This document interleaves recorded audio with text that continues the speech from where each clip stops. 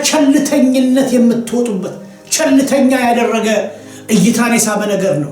ቸልተኛ ያደረገ የተሰረቁ ቀናቶች ናቸው። ሰው ቸልተኛ እንዲሆን በጣም ልቡ እንዲነሳሳ ለውጭው ነገር እንዲነሳሳ በአየር ላይ የተለቀቀው ነገር ጉጉትን ወይም ደግሞ ፍላጎትን ከፍ ያለ ፍላጎትን የሞላው በተሰረቁ ቀናቶች ነው። የተሰረቁ ቀናቶች ውጤቶች ናቸው ቸልተኝነቶች። መንፈሳዊ ድካሞች የተሰረቁ ቀናቶች ውስጥ የሚሰራው ኃይል ስውር እጅ ውጤቶች ናቸው።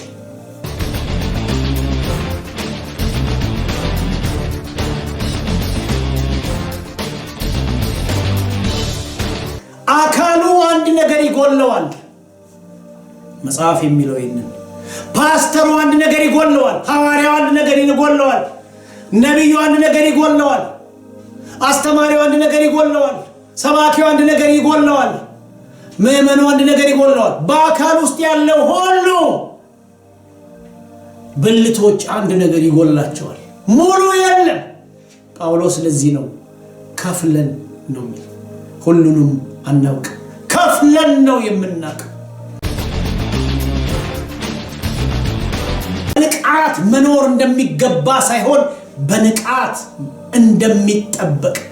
ለመኖር ብቻ አይደለም ንቁ ሚላቸው። በመንፈሳዊ ዓለም ውስጥ ለመኖር ብቻ አይደለም ንቁ ሚላቸው። ንቁ ሚላቸው ንጉሱን ለመገናኘት ነው። ንቁ ሚላቸው የሚመጣውን ኢየሱስ ለመገናኘት ነው። ለዓይኖቻችን ከለላ ያስፈልጋቸዋል። ለሕይወታችን ከለላ ያስፈልገዋል።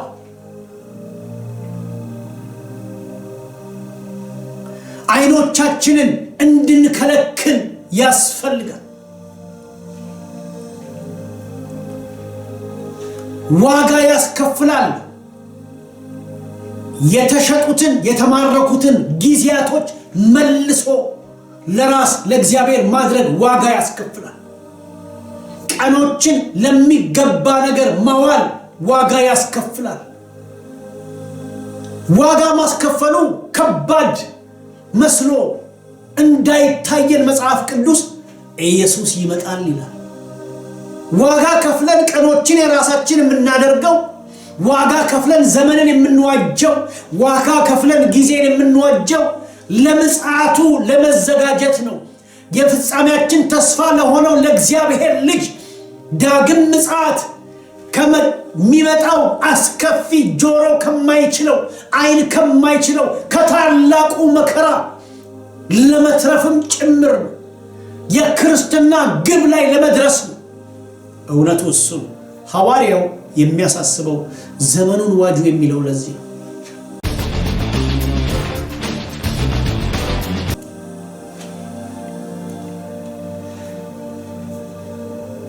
ስለዚህ ቀንን ከንቱ ከሚያደርጉ ነገሮች መላቀቅ፣ ቀንን ለዓላማ መጠቀም፣ በዓላማ መጠቀም። እያንዳንዱ ቀን፣ እያንዳንዱ ሰዓት፣ እያንዳንዱ ደቂቃ እግዚአብሔር ለኔና ለናንተ የሰጠው ትልቅ ሀብት ነው ቢባል ማጋነን አይሆንም። ለምንድን ነው መዋጀት የሚያስፈልገን? ቀኖችን ለምን እንዋጃለን? ዘመናቶችን ለምን እንዋጃለን? ይሄ ዓለም እንደሆነ አሁን የምንኖርበት መንፈሳዊ ያልሆነው ዓለም በፈተና የተጠቀጠቀ ነው።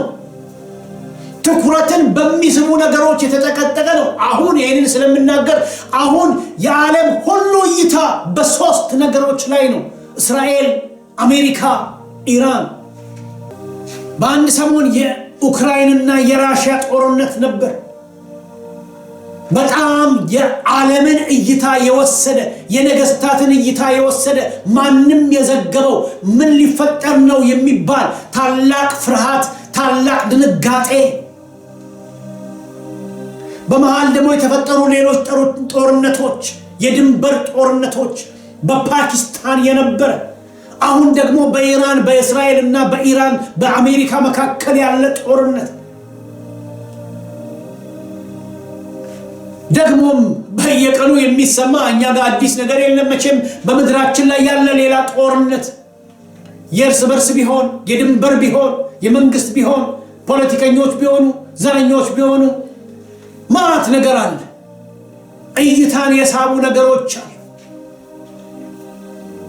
ምድራዊ ነገር ሊገኝ የሚችልበትን ነገር የሚተነትኑ ከአፈር ጋራ የሚያገናኙ ከተስፋው ጋራ ከታላቁ ተስፋ ጋራ የሚያላቀቁ በምን ጊዜን በመስረቅ በምን ጊዜን በመውሰድ በምን የሰውን ውስጣዊ ነገሩን መጠው በመጨረስ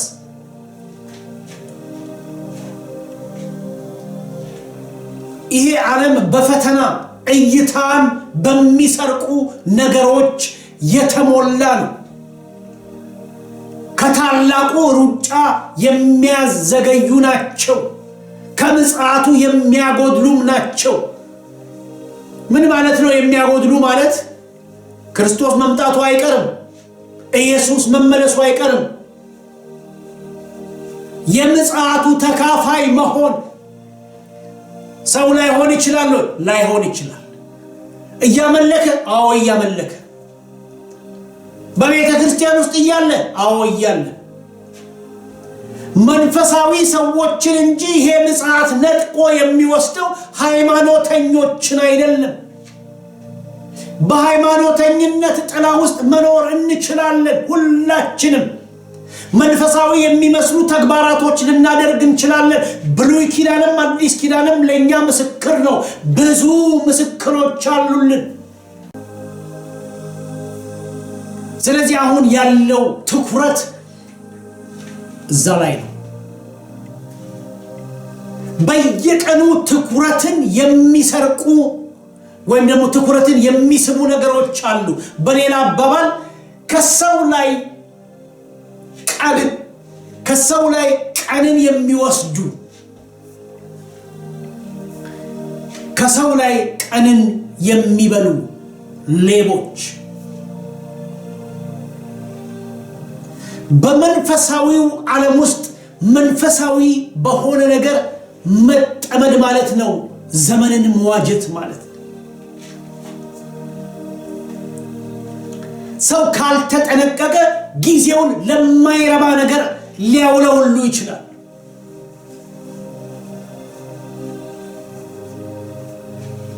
ስለዚህ መነጠቅ ሃይማኖተኝነት ሳይሆን መንፈሳዊነትን ይጠይቃል። መንፈሳዊ መሆንን ይጠይቃል። እያንዳንዱ ሰው መጠየቅ የሚገባው ጥያቄ ቢኖር አንድ ነው። እግዚአብሔር ለአዳምና ለሔዋን የጠየቀውን ጥያቄ ብዙ ጊዜ እግዚአብሔር ስለጠፋበት አይደለም አዳምና ሔዋንን የት ናችሁ ብሎ የጠየቃቸው። የት ነህ ብሎ የሚለው ጥያቄ መንፈሳዊ ልኬቱን የሚያመለክት ነው። መንፈሳዊ ነገርህ ምን ይመስላል? ቤት ደረጃ ነው ያለኸው? ባስቀመጥኩት አንተም በተጋው ነገር ላይ ነው ያለኸው ወይስ ወድቀሃል? የለም ታች ነህ። መንፈሳዊ ድንዛዜ መንፈሳዊ ውድቀት ይዞሃል የሚል ጥያቄ እንጂ እግዚአብሔር የተደበቀበት ቦታ ስለጠፋው የጠየቀው ጥያቄ አይደለም። ጊዜያቸውን ተሻምቶ ሰርቆ ከሰይጣን ጋር ዲያሎግ ካደረጉ በኋላ ሰይጣን ጥሏቸው ሄደ። የፈለጋችሁትን አርጉ ብሎ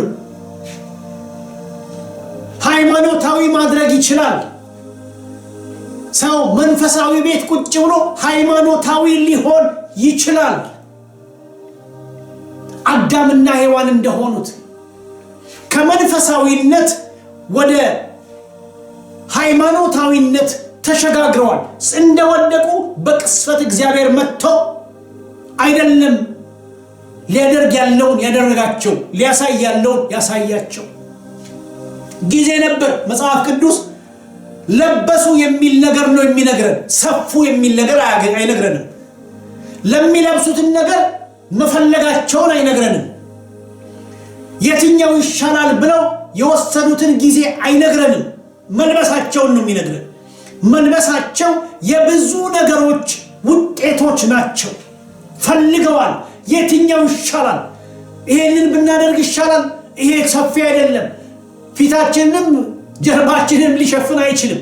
ከዚህኛው እንውሰድ ከዛኛው እንውሰድ። ይህንን ሁሉ ያደረጉት እዛው እግዚአብሔር ባስቀመጣቸው መንፈሳዊ ቤት ውስጥ ነው፣ በገነት ውስጥ ነው። ጊዜ ወስዷል፣ ረጅም ጊዜ። የሚመቸውን አግኝተው በመስማማት በቃ ከዚህ አንወጣም ብለው ሰፍተው ለብሰዋል። ሃይማኖታዊ ሆኖ ሰው ሊኖር ይችላል። የምናገረው ነገር ከባድ ሊሆን ይችላል፣ ግን መጽሐፍ ቅዱሳዊ ነው። ያለንበትን ልናውቅ ይገባናል። መንፈሳዊነታችን ምን እንደሚመስል ልናውቅ ይገባናል። ሁላችንም የጎደለን ነገር አለ። የእግዚአብሔር መንግስት አገኝ ዘንድ ምን አደርግ ዘንድ ይገባኛል ብሎ የጠየቀ ያዕቆብስ ጌታ ኢየሱስ እንደዚህ ያለው ይሄንና ያንን አድርጋለሁ። ጌታው ይሄንንማ ከልጅነቴ ጀምሬ አድርጌያለሁ አለ። ከልጅነቴ ጀምሬ ይሄንን ፈጽሜያለሁ። አደነቀው ጌታ። ቅርብ ነህ አለው። ለእግዚአብሔር መንግስት ቅርብ ነው፣ ግን አንድ ነገር ይጎልሃል። አንድ ነገር ይጎልሃል። አንድ ነገር ጎደለ። ሙሉ አይደለንም። አንድ ነገር ይጎለናል። ሁላችንም አንድ ነገር ይጎለናል። ስለዚህ ያነ ሰው እግዚአብሔር ምን አለ? ጌታ ምን አለ? አንድ ነገር ይጎልሃል አለ። ጌታው ምን ያላደረኩት ላደርግ የሚገባኝ ግን ያላደረኩት ነገር ምን አለ? ከላይ ያሉ ሰዎች አንድ ነገር ይጎላቸዋል። ታች ያለው ብቻ አይደለም አንድ ነገር የሚጎለው። ብዙ ጊዜ ውርጅብኝ የሚመጣበት ታች ያለው ምዕመን ነው። ብዙ ጊዜ ሰዎች የሚናገሩት ተቀየር፣ ተመለስ፣ ተለወጥ ምናምን የሚባለው ታች ያለውን ነው። አካሉ አንድ ነገር ይጎለዋል። መጽሐፍ የሚለው ይሄንን ፓስተሩ አንድ ነገር ይጎለዋል። ሐዋርያው አንድ ነገር ይጎለዋል። ነብዩ አንድ ነገር ይጎለዋል። አስተማሪው አንድ ነገር ይጎለዋል። ሰባኪው አንድ ነገር ይጎለዋል። ምዕመኑ አንድ ነገር ይጎለዋል። በአካል ውስጥ ያለው ሁሉ ብልቶች አንድ ነገር ይጎላቸዋል። ሙሉ የለም። ጳውሎስ ለዚህ ነው ከፍለን ነው የሚል። ሁሉንም አናውቅ፣ ከፍለን ነው የምናውቅ። ግን ምስኪኑ ህዝብ ታች ያለው ተመለስ ሲባል ታች ያለው፣ አምጣ ሲባል ታች ያለው፣ ውጣ ሲባል ታች ያለው፣ ተመለስ ሲባል ታች ያለው፣ ተቀየር ሲባል ታች ያለው፣ ጥፋት ያለው ታች። ከላይ ያለውን የሚያንኳኳ የለም። ከላይ ያሉት የሚያንኳኩት ታች ያለውን። አንድ ነገር ይጎለናል። አንድ ነገር ይጎለናል።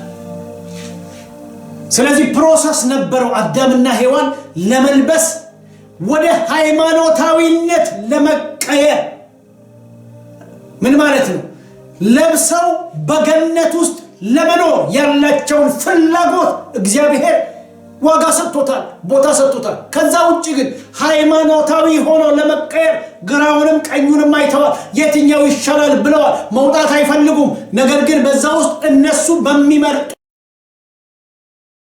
መንገድ ለመቆየት ለመሰንበት መርጠዋል፣ እርምጃ ወስደዋል። ለበሱ፣ ውጤት ብቻ ነው።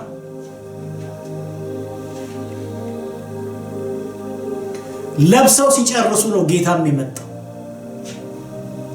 የት ነህ አለው። ድምፅህን ሰማን፣ ፈራን፣ ተደበቅን፣ ተሸሸግን። ልብ በሉ። ሲፈልጉ ድምፁን ሰምተዋል፣ መልስ አልሰጡ። ሲያማርጡ ድምፁን ሰምተዋል፣ መልስ አልሰጡ። በምን አይነት ፍጥነት ሰፍተው ለብሰው አገልድመው፣ ለነገሩ ለብሰው አይደለም የሚለው አገለደሙ ነው የሚለው። ለምን አለው? ስለዚህ ክስ ተጀመረ። በዛ የመቆየታቸው ሚስጥር፣ ይሄንን የማድረጋቸው ሚስጥር ምን እንደሆነ ለጌታ ነገሩት።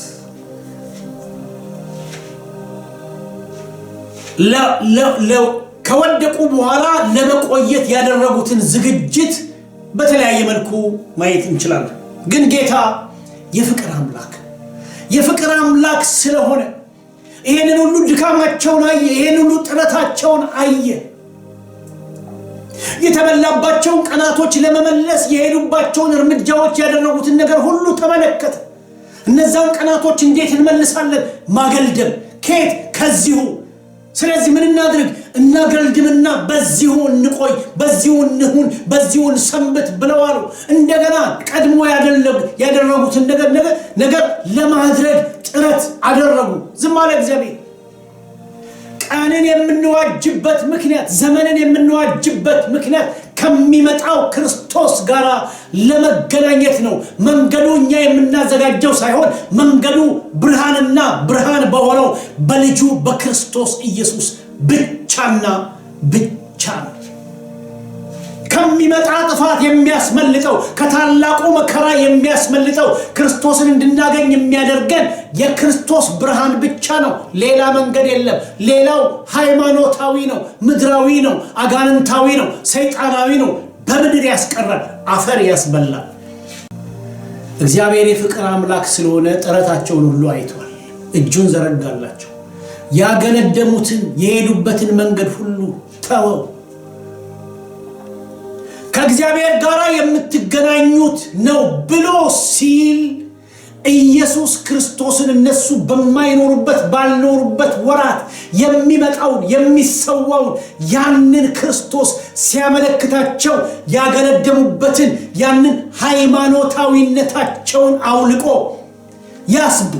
ያስበሉትን ቀን አስበልተው ለራሳቸው መንገድ የፈጠሩበትን ነገር አውጥቶ አለበሳቸው ይላል። አለበሳቸው። በዚህ መንገድ ብቻ ነው የሚመጣውን ሙሽራ የምትገናኙት። በዚህ መንገድ ብቻ ነው። ስለዚህ ሐዋርያው ሊያነቃቸው የሚፈልገው የኤፌሶን ቅዱሳንን፣ በኤፌሶን ያሉትን ቅዱሳን ሊያነቃቸው የሚፈልገው በእነዚህ ቃላቶች በምን? አንተ የምትተኛ ንቃ፣ ከሙታን ተነሳ፣ ክርስቶስም ያበራልሃል፣ እንዲሁም ቀኖቹ ክፉዎች ናቸውና ዘመኑን ዋጁ ብሎ ከሚመጣው ክርስቶስ ጋር ሊዘጋጁ ወይም ሊያገኙት የሚችሉት በዚህ ብርሃን ውስጥ በመሆን የተበላባቸውን ቀናቶች፣ ጊዜያቶች፣ ዓመታቶች በመዋጀት ተዘጋጅተው እንዲጠብቁ፣ እይታን በሚሰርቁ ነገሮች እንዳይያዙ፣ ነገሮቻቸውን፣ አመለካከታቸውን፣ አስተሳሰባቸውን ሁሉ መንፈሳዊው ዓለም ላይ እንዲያደርጉ የማንቂያ ጽሑፍ ደውል ነው ለነዚህ ሰዎች እየጻፈላቸው ያለው። ለኔና ለናንተም እሱ ነው። ለዚህ ነው ቀንን መዋጀት የሚገባል።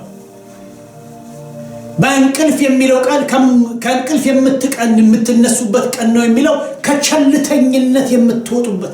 ቸልተኛ ያደረገ እይታን የሳበ ነገር ነው። ቸልተኛ ያደረገ የተሰረቁ ቀናቶች ናቸው። ሰው ቸልተኛ እንዲሆን በጣም ልቡ እንዲነሳሳ፣ ለውጭው ነገር እንዲነሳሳ፣ በአየር ላይ የተለቀቀው ነገር ጉጉትን ወይም ደግሞ ፍላጎትን፣ ከፍ ያለ ፍላጎትን የሞላው በተሰረቁ ቀናቶች ነው።